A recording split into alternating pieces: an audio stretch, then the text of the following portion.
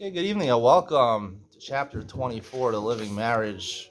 Today we're starting section number 8, lesson number 8. It's called The Art of Harmony. There's 4 parts to the section. Introduction, embracing differences, accepting lacks, and fulfilling needs. Those are the 4 sections. Today we'll start with the introduction part. It's chapter 24, according to my calculations. This section basically talks about avoiding divorce. Things that cause, or what the author feels causes friction in Shalom Bayis, which could possibly lead to divorce. And the introduction is a short chapter we're going to do today, where he basically says, in lesson 2, we learn that even a couple which loves each other may find it challenging to live together with Shalom. Marriage requires the couple to nurture their love in a way that will produce a vibrant harmony throughout the everyday life. And if a couple loves each other, why might it be challenging for them to achieve harmony? That's what he opens up the chapter. A lot of times it's hard, and he brings Gemaras. The Gemara in Sota. The Gemara says, "V'kashan l'zavgan kriyas yamsuf," that the zivugim that Hashem makes, right? Your bashert, right? It's as hard as kriyas yamsuf. And the pasuk says, "Elokim Moshe v'chidim baita motzi asir makosharosi." He's sort of taking you out of prison, so to speak, in order. That's how hard it is to make a zivug for Hashem. To free a prisoner. Imagine a person, commits murder. The chances of getting out of prison, not so good. Parole, maybe. But, not so good. So he brings the Maharal here, which says that, it's like the splitting of the sea. The splitting of the sea, right? Normally the sea is together. It's very hard to split it. So people, men and women, are by nature very different, man and woman. So they're normally created differently to make a union, right? It's like splitting a sea. Splitting a sea is hard to separate them. It's hard to bring a man and woman together to be completely unified, to have a good marriage. So that's like Kriyas Yamsuf. Now I always say tangentially that the Gemara compares making a zivug to Kriyas Yamsuf. So we always assume that the person we marry is our bashert, our zivug. The point is that just like Kriyas Yamsuf only happened one time in history, we believe, right? So what? So every time a person gets married, they marry their bashert. That's Kriyas Yamsuf. What other people get divorced? Second marriages.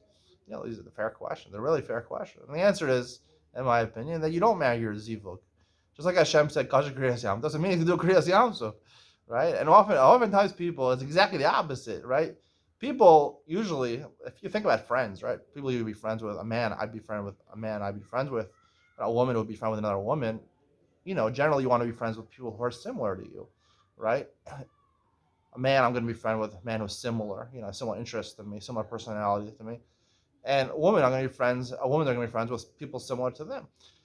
Now, oftentimes you have men and women get married, and it's almost always like this, that one of them is extroverted and one of them is introverted. And if you ask me personally, I think an extroverted girl would go great with an extroverted guy, and an introverted guy would go either with an introverted girl. But it's always one is extroverted and one is introverted. Now, sometimes they're both really introverted. Most people are really introverted, but one's more a little social than the other one. But how often do you find two extroverted people really married together? You don't really find that too much. That's too good. That would be like Kriyas Yams.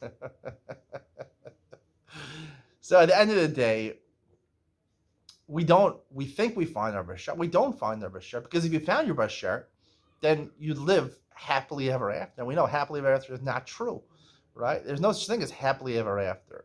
Maybe before you get married, you think there's happily ever after. Once you get married, you realize there's no happily ever after. Life only gets harder after you get married, and after you have children and more children, it becomes harder and harder and harder. Life gets harder and harder and harder. So, that's just the reality of this world. So, we have to face reality and call a spade a spade. And, it's Kasha Kriyas Yamsuf, like the Gemara says. It doesn't happen. It's not going to happen. Kriyas Yamsuf only happened one time. Don't think that your special zivug, your special partner, is really your zivug. There is a zivug out there. Now, the Gemara does say, Kasha zivugam. There is a partner, a zivug. A zivug is a pair, right? There's a pair. There is a pair out there for you. There is a perfect person in the world right now for you. But you're not going to be married to that person. No matter what you try to do or think the person says it's the best shidduch for you, I can't see the people not being together. I can't imagine that this person can marry anybody else. Once they get married, they'll realize These people are not meant for each other. And marriage is hard because you're with the person who's exactly the opposite of the person you're supposed to be with. That's just the way it is. That's just the way it is. Now, you have two options. Either you can panic and just go for a divorce, or you can try to make it work. And in this way we live, in this society we live, it's much better to make it work, you know, and try to make a happy marriage. And he'll talk about the different problems that people that come up in marriages, what this section talks about, these 4 chapters.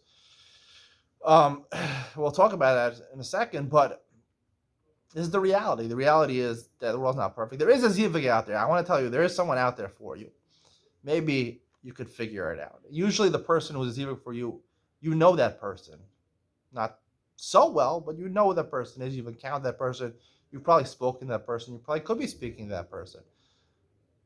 But you're not going to be able to marry that person. It's just not going to work out. So that's just the truth of the world. Now, once we know that, I'm telling you, that's my opinion. You could take it or live in a fantasy world that you think, you know, that you married your basher, because you didn't marry your basher.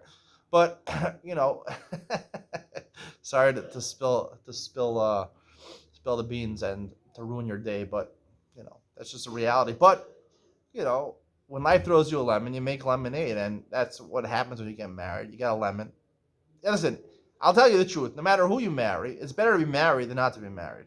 Honestly, it is better to be married, because when you're married, you have a wife. Hopefully, you have kids. You have a life. It's called a life.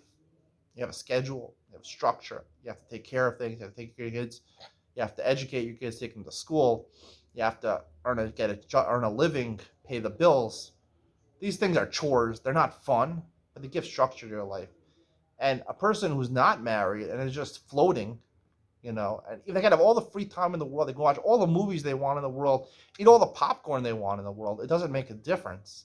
They won't enjoy. They'll feel empty and depressed. That's just the way of the world. People will feel depressed unless they have structure and are in jail, you know, because marriage is jail. But it doesn't make you're in jail, but at least you have structure in life. At least you have a feeling of security in life, a feeling of a place. You feel like that you have a place and importance in this world. If you don't get married, you don't have that. Until you get married, you don't realize you have. Marriage is not freedom. You know, it's going to jail, but the jail sometimes is better than the alternative. The alternative is not being married. And you might think you're a free man. You're free. You know, people tell you, don't get married. It's not worth it. But at the end of the day, you're just floating around, and you probably don't have 3 people that care about you. And when you get older, you know, it might be good when you're in your 20s and 30s, you know. But when you're 40s, 50s, 60s, you know, and you don't have kids, you don't have grandkids, you don't have a spouse that cares about you, you know, those are things that matter in life, and they keep you grounded in life and keep you going in life, because otherwise, when you hit your 40s and 50s and you're by yourself and you're lonely and you have no family, you know, your own family, it's pretty it's a pretty sad situation. So I just want to address what he says in this chapter over here. He says he doesn't say that much in this chapter. He says at the end, from the warning of Chazal that a couple which veers from the straight path will find the fires of hell burning in their home, it should be very easy for any couple to know if they are on the proper path or not. He was quoting from Maharal, that Maharal says that, you know, if you're in a bad marriage, you realize that you're like Aish and Mayim, like, you know, the husband and wife are, you know, exactly the opposite. You know, the husband's like Mayim, and Aish, the worst, like the emotional woman, she's like fire. So you'll have hell in your house if you're not doing it. However, even if a couple is well aware that something isn't right, often when pressed to explain the problem, they'll fast to fabricate many external causes. For example, the husband doesn't bring in enough money, he has terrible midos, and the like. Always pick on the husband. Why is it always pick on the husband? You know, go to any marriage counselor, they always find fault with the husband. The wife is always right. I don't know why it's like that. In truth, even if he would have a wonderful salary and impeccable character traits, they would still find new explanations. Such a couple is missing the merit of embracing the straight path, the quote-unquote straight path, which inspires Hashem to enter their home and bring them to unity. You know, the Maharal says, if you follow the straight path in life without telling you what the straight path is, then Hashem will do miracles for you like Kriyas Yamsuf and bring you together. Even though you're completely opposites, Hashem will bring you together. This lesson will focus on several external factors which can interfere with the couple's love from flourishing. There are 3 very common external factors that cause Shalom Bayis problems. Number 1, differences. Meaning the couple has different backgrounds, different interests, or are simply very different for any reason, including the natural difference between men and women. Okay. Number two, deficiencies. One or both partners have negative attributes or real deficiencies that disturb their harmony. Okay. Number three, lacks. One partner is not receiving something that they need. Okay. Let's explain each of these factors in detail. Those three reasons for the disturbance of Shalom Bayis are the subject of the next three chapters. Let's just discuss this briefly. Differences. Now, as I mentioned, the reason I'm doing this book is because, as opposed to doing one of those, the 1,000 other Shalom Bayis books, is because, like he says over here, the other Shalom Bayis books are the external reasons why people are going to make up and say, oh, he doesn't have enough money, not bringing enough money, he doesn't have good midos, she doesn't respect me, and things like that. And we'll work, and the books will tell you how the woman should respect the husband, how important it is to respect the husband, and the book will tell you how the husband should set aside time for the wife, and they should go out, and they should love each other, and they should share information with each other. But at the end of the day, all these things are external reasons. They're not the real reason.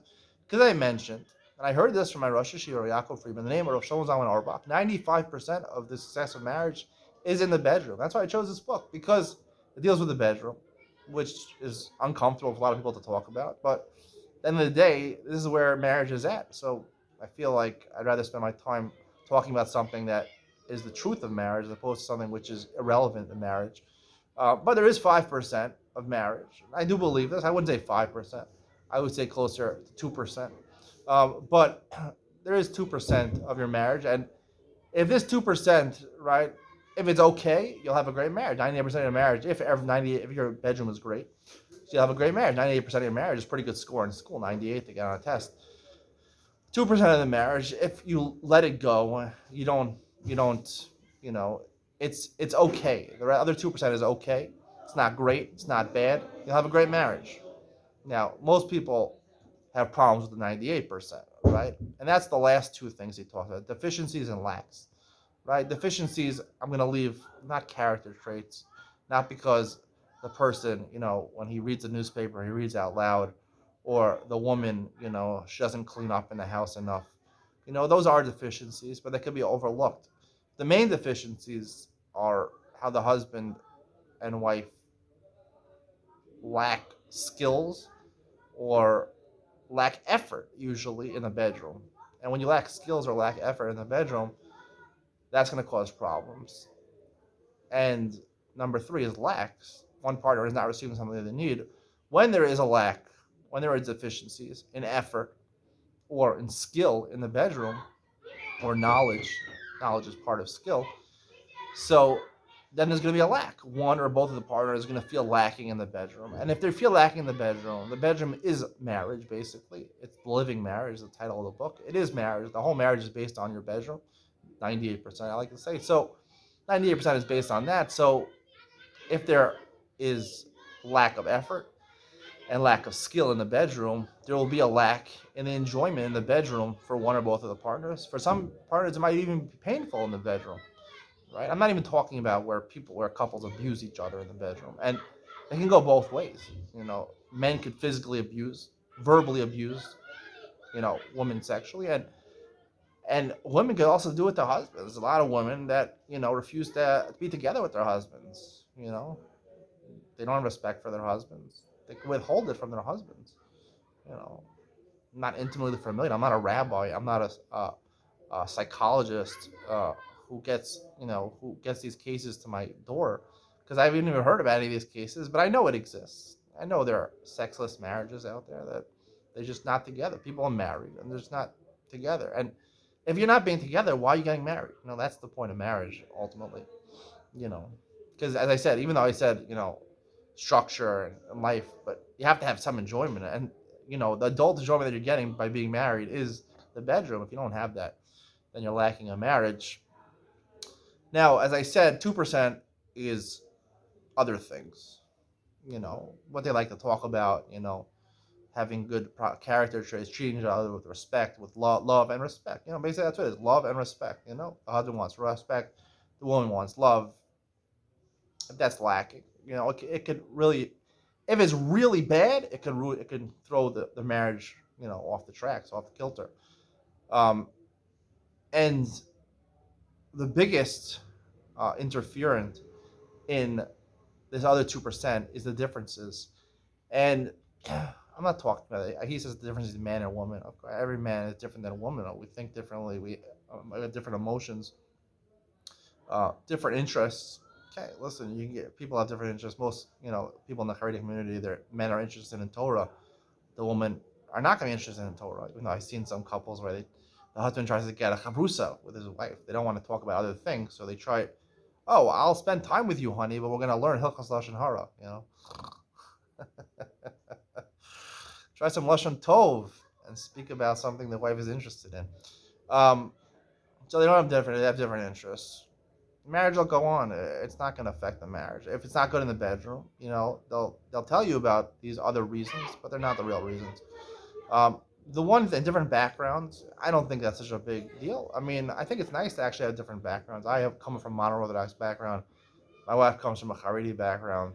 The important thing was that when I married my wife, I was Haredi, right? You share similar outlooks on life, hashkafa, the way you want to raise your kids, the way you want to observe Judaism in the household, or whatever religion you are. I'm saying it's a Jewish, Jewish channel. I'm Jewish, part of the Haredi community. So, you want to have the same hashkafas over here.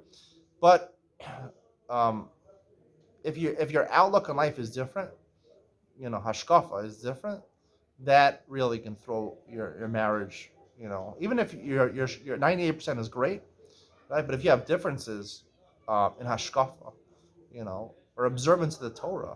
Now, this is specifically for religious people, because I think people who are not religious, if, they don't really care if one person, lights Shabbos candles, the other person is an atheist. I don't think they care. But when one person is very religious, when you come into the very religious world, and a lot of times when people are very religious, it extends besides the actual precepts of let's talk about Judaism, the Torah, and the mitzvos. There's other parts of, if you're familiar with the yeshiva Haredi world, there's a lot of other things that oftentimes surpass, Torah and mitzvos in importance. Wearing a black hat, black jacket, white shirt, gotta look the part. People like to marry the mannequins. But unfortunately, that's the way we judge people. We judge people on the exterior. And sometimes people, when they get married, they change. And, they had a Haredi outlook, and they don't have a Haredi outlook anymore. And one spouse has a Haredi outlook, one doesn't have a Haredi outlook. So if one spouse, usually they're not going to get married unless they have someone else going to get married. But if one spouse changes, they're no longer observant anymore, you can't live in a marriage like that. It's just not going to work. It's not going to work. There's too many differences. One is very religious, and one is not religious at all. It's not going to work. But it's possible, right? So that really, that's just going to happen. It's going to lead to divorce. It's always going to lead to divorce in that case, because you can't. One person who's very religious. With religion, there's nothing. You can't talk to religion, right? Religion is religion.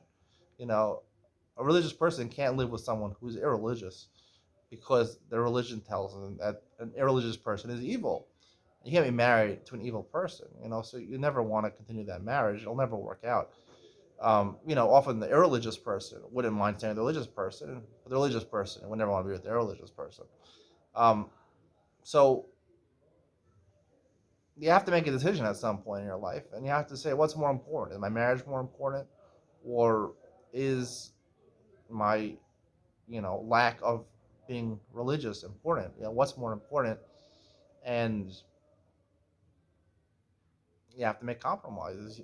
You can, you could either, you have two options. You can get divorced, and listen, if you just got married, and divorce is not a terrible thing. You don't have any kids. Once you have kids and you're divorced, it's hurtful for you as parents to bring up kids together, splitting time with them. And it's also terrible for the kids, because the kids, they get mixed messages from both parents. It's a terrible situation.